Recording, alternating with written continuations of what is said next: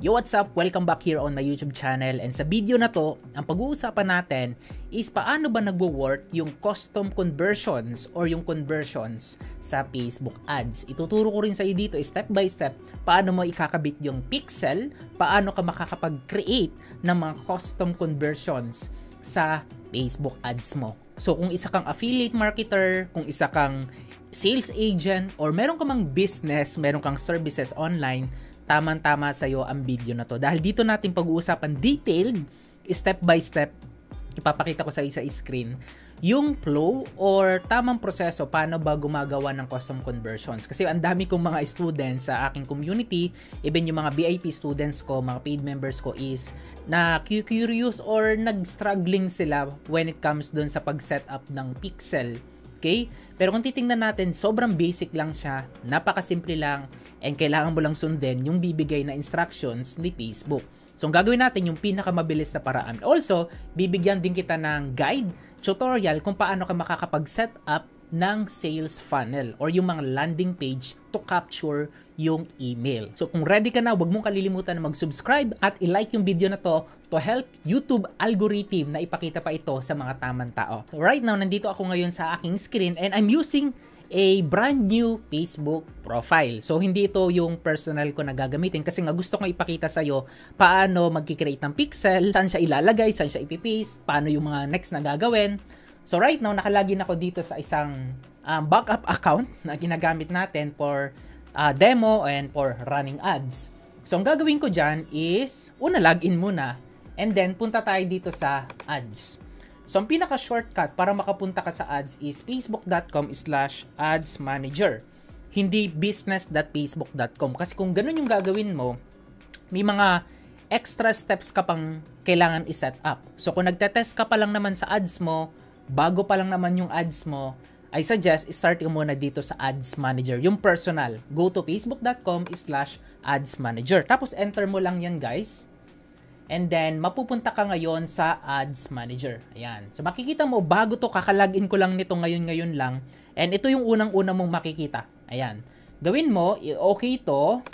Ayan. Ito rin yung makikita mo sa screen. Kung hindi ka pa nakapag-ads before, ganito yan. I suggest gamit ka ng laptop or computer para same tayo nang nakikita. Kung ano yung pinakita ko sa'yo dito, yun din yung nasa training natin. And of course, nag-update si Facebook from time to time. Baka magbago na yan sa mga susunod na buwan or araw. Click mo tong accept. Then, done. Okay? So, dito, create a page. So, it requires yung page para makapag-run ka ng ads. Pero, for now, skip na lang natin. Hindi naman kailangan. Ipapakita ko kasi dito paano i-connect yung pixel. Pwede naman natin gawin yung page just in case na i-require mamaya during our training. So, all you need to do, kung magraran ka ng pixel, ganito yung gagawin mo. Una, kailangan mo pumunta sa Events Manager. Events Manager, kung saan dito tayo nag-create ng pixel. Ayan, connect data. Tapos, may options dito. 4 na options, pero hindi available lang 2. Hindi up. Ang isa-select mo is yung web. Connect. Ayan, tapos pangalanan mo lang kung anong pixel yan. So, my pixel. Or may pixel name ng business mo, kung ano man yan, file name lang naman yan. Create a pixel, and then enter your website. So, for now, skip lang natin yan, and then, metapixel only. So, itong metapixel and conversion API, nakalagay dyan is recommended. Pero, it requires yung mga additional platform and server side kasi to medyo magiging technical to. So, ang pinaka-simple lang, ayan, metapixel only. As you can see, ito na yung pixel natin. Ayan, lalabas din naman to mamaya, makikita natin. I-click mo tong metapixel only, then click next. Ayan, ito yung unang step. Mag-create ka muna ng pixel. As you can see, hindi nag-load. So, na-experience ko din to before. So, i-click mo yung reload para lumabas yung pixel. Ayan, so meron na. As you can see, meron na tayong, ito I believe add account ID to. Nandito yung pixel sa gilid dito. Lalabas yan. Yan. So, while waiting, ayan. So, magkaiba siya ha. Magkaiba yung ID. Add account ID to. Ito naman yung my pixel. Ito yan. Okay? So, ngayon, Coach Jay, saan ba ginagamit yung pixel? Ginagamit to for creating a custom conversions or kung gusto mong matrack anything na nangyayari dun sa Facebook ads mo. Kung gusto mong matrack yung leads, gusto mong matrack yung custom conversion ng add to cart, custom conversion ng mga nag-book ng appointment o nag-purchase, pwede rin naman kasi nga ikaw na yung makakapag-create. Dati walang custom conversion, but right now, I believe last year pa to nagkaroon 2 years ago, custom conversion. Makakapag-create ka na, makakapag-decide ka na kung anong gusto mong i-track na conversion sa Facebook ads mo. So, mas maganda, di ba? Kung gusto mong, before kasi per lead, add to cart, initiate checkout, view content, purchase. Ngayon, kung gusto mo, bagong leads, okay? New leads. Ikaw yung bahala doon. Okay? So, ang gagawin natin, kailangan mo ng platform. What platform ba yung gagamitin mo, guys? Ang isang example ng Pixel is ganito. Okay? Pupunta lang ako sa dito sa aking new tab. Tapos, ipakita ko sa iyo yung isang website na meron ako, Pinoy Affiliate Marketers /masterclass. Ayan. So, itong link na to, ito yung example of a landing page. Meron pa akong isang example ng landing page, negotiatoolkit.com/book a call. Ayan, meron pa akong isang example. Marami kong mga landing page. So, ipapakita ko lang sa iyo yung ilan sa mga example of landing page na meron ako. Ayan. So, as you can see dito, meron akong hinihingi na email. So, kung nag-lead generation ka, or isa kang affiliate marketer, ito, tamang-tama sa ito kung isa kang affiliate marketer. Di ba dito nila nilalagay yung email? So, ito, sa mga company or mga product na pinopromote natin is provided naman yung opt-in link. Yung opt-in.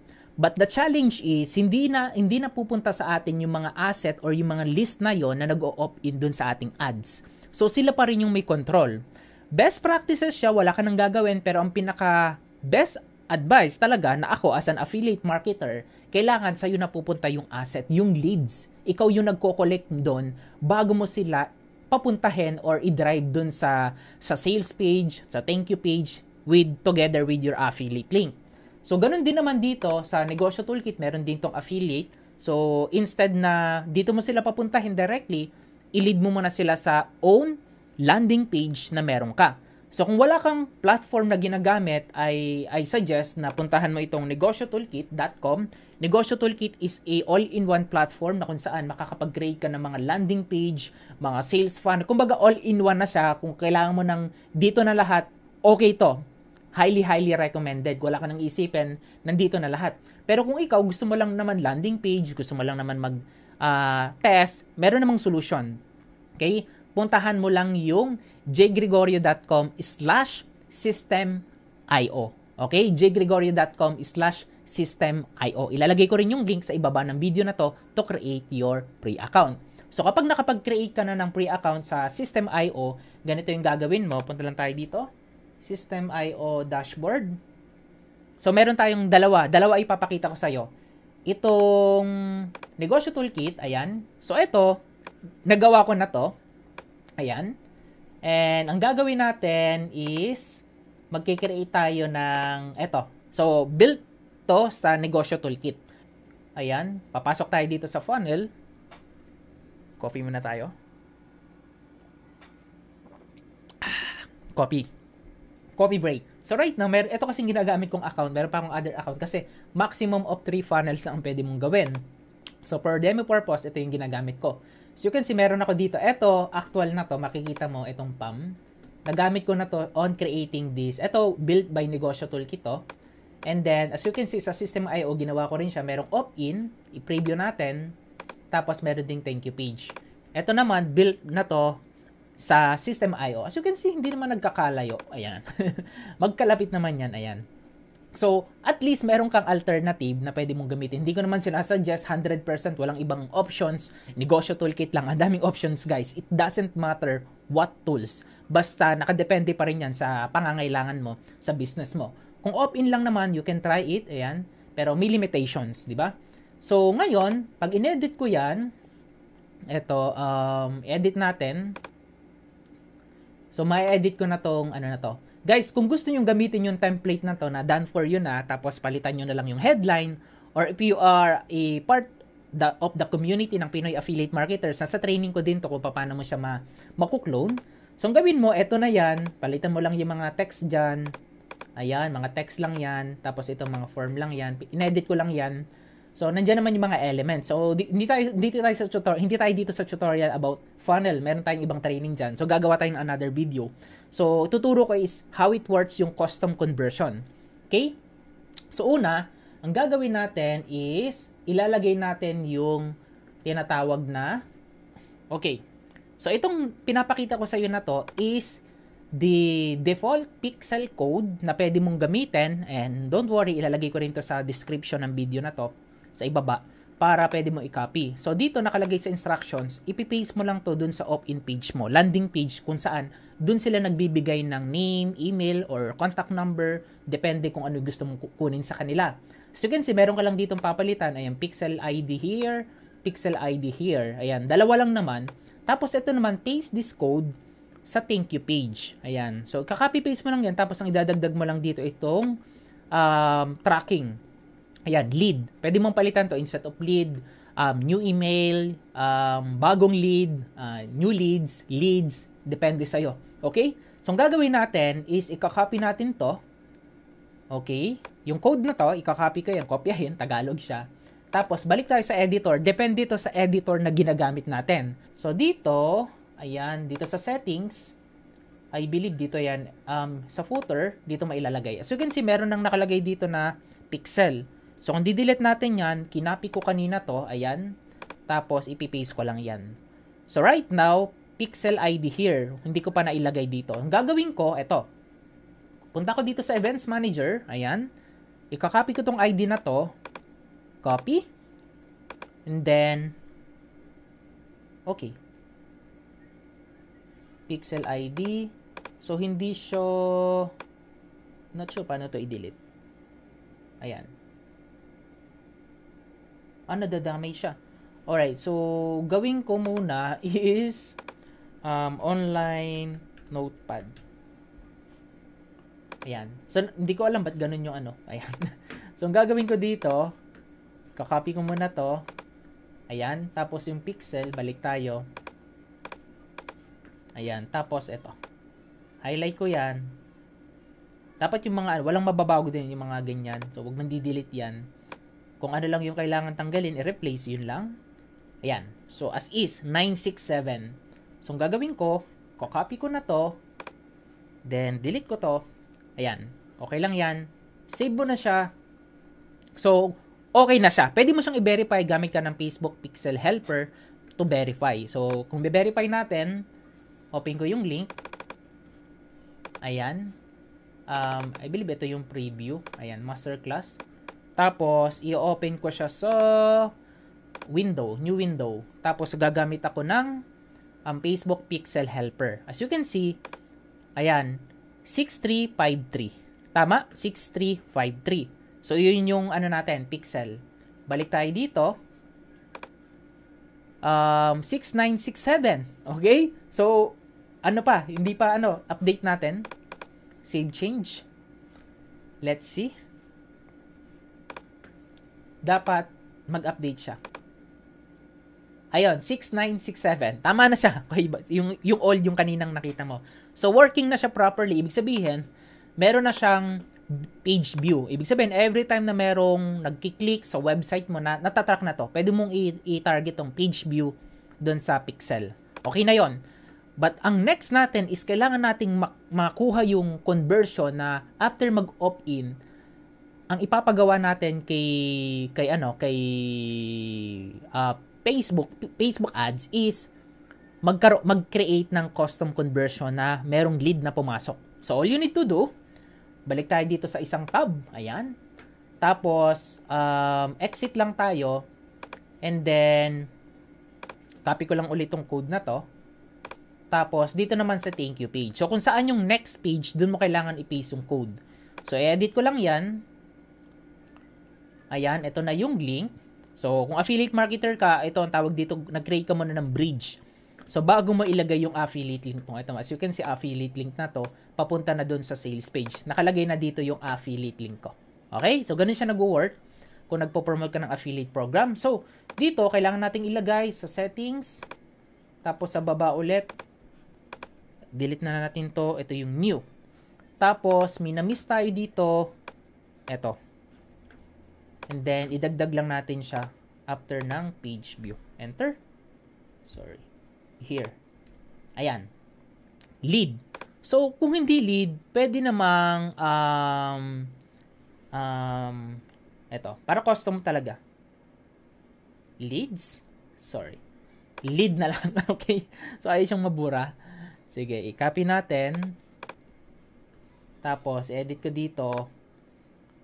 And then, ilalagay ko is new lead. Okay? Or new leads. So, pwede yan. New lead.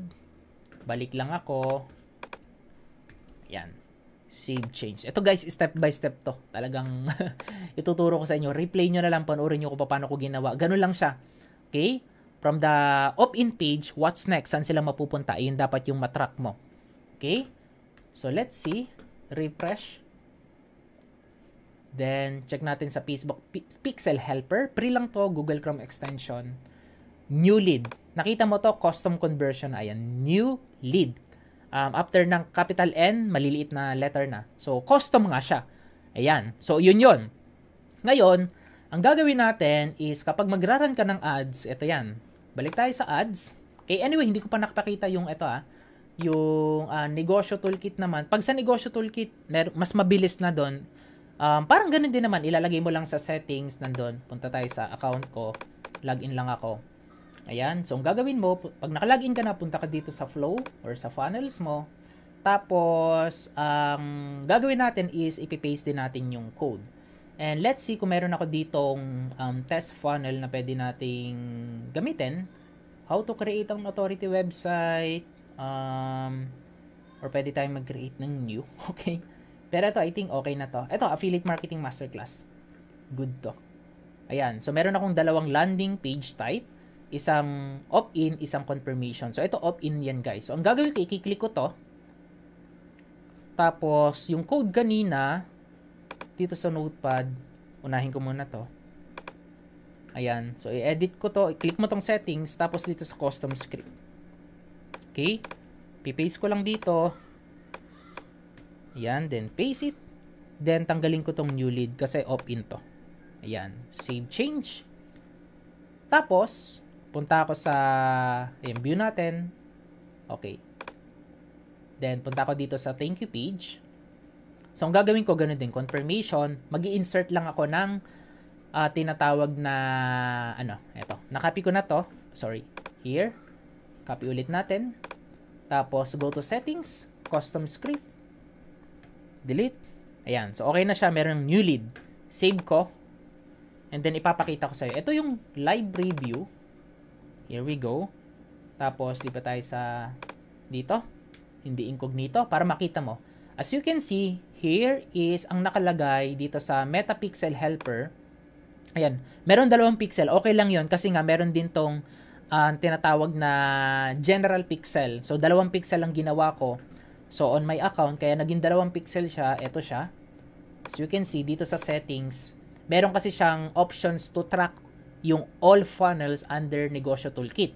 So, ang gagawin niya, itatrack niya lahat ng funnel, pages, and website. So, nandito yan. So, hindi ko na to tatanggalin. 8977. Okay? So, ano lang natin yun? Disregard yung 8977. Ang mahalaga dito yung 6967. So, guys, okay lang yon. Pwede kayo mag-insert ng multiple pixels sa mga opt-in nyo. Pero wag naman sobrang dami na 10, 20. Wag ganon. Okay? So, ang gagawin mo is, eto. Ayan. Opt-in. Ayan. So, let's see. Ito yung demo. IMG Gregorio. Tapos, may re-redirect ako sa thank you page. Magre-redirect yan kasi nakaset na yan properly. And as you can see, meron ditong pixel ulit. Dapat lumabas dito ang new lead. So, ibig sabihin, kapag lumabas yung new lead dito sa pixel, automatically, dun sa ads manager mo is matatrack na yan ni Facebook. Okay? Click natin to. Here we go. Ayan. Page view. Metapixel. 6967. Tapos ito, troubleshoot pixel, don't worry, o yung mga ganyang icon. Kaya ganyan kasi nga wala pang enough data na pumapasok. Okay? So, new lead.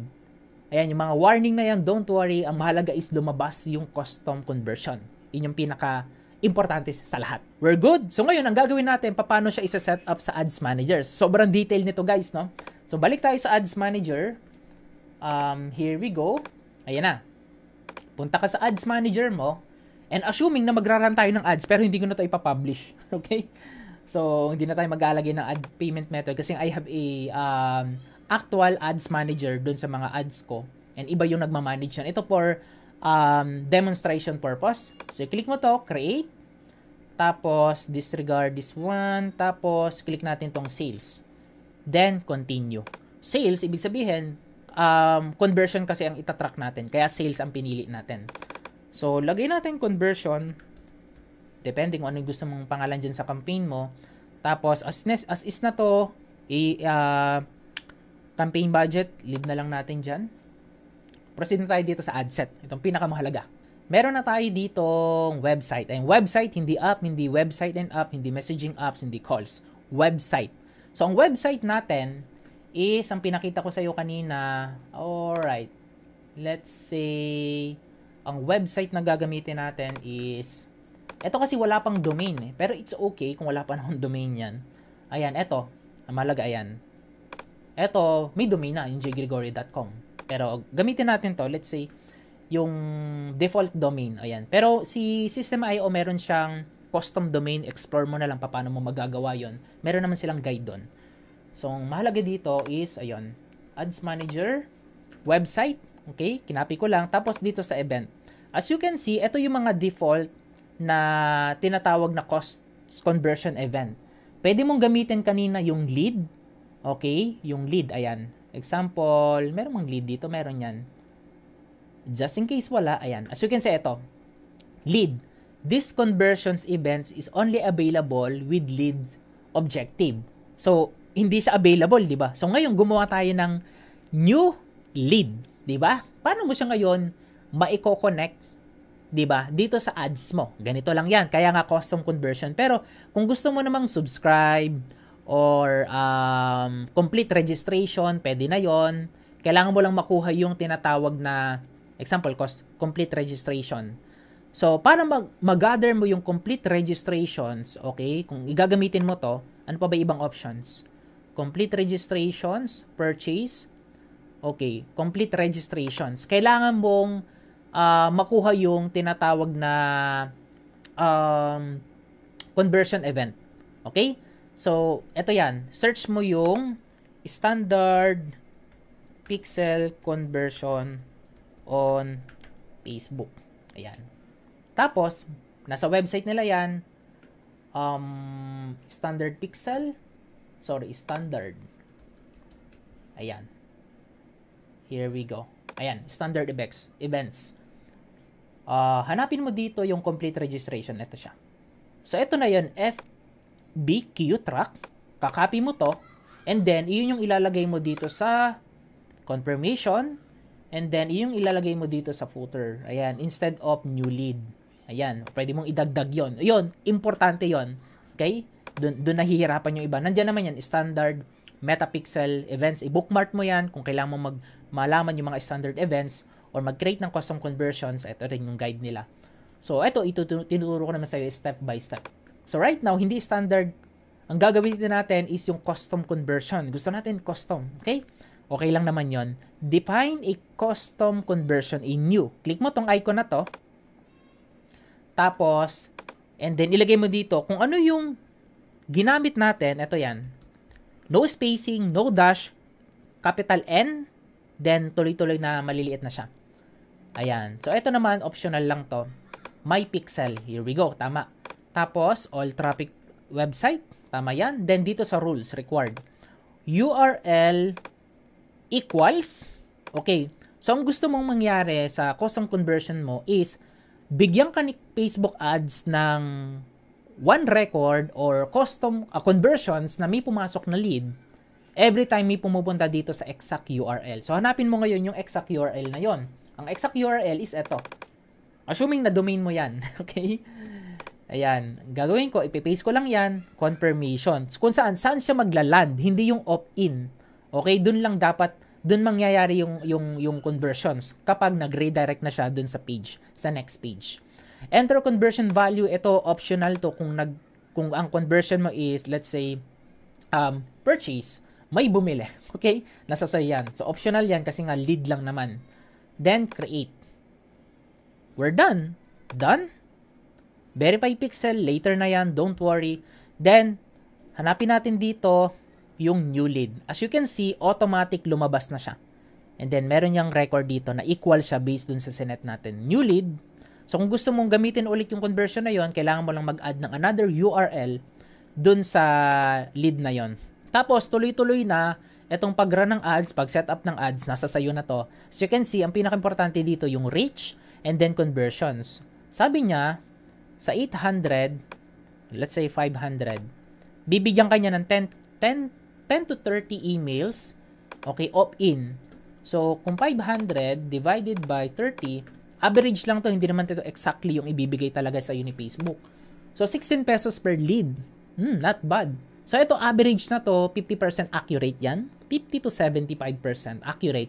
Minsan, mas mababa, okay? Or minsan naman, mas mataas pa dyan. Pwede yung mag-double, pwedeng maging 30 to 60 to 50 to 45. Depende yun sa gaano kataas yung conversion rate ng landing page mo. Kaya kailangan optimize itong landing page na ginagamit mo kung nagga-gather ka ng lead, kung ano man yung ginagawa mo. Ayan, optimize dapat yan.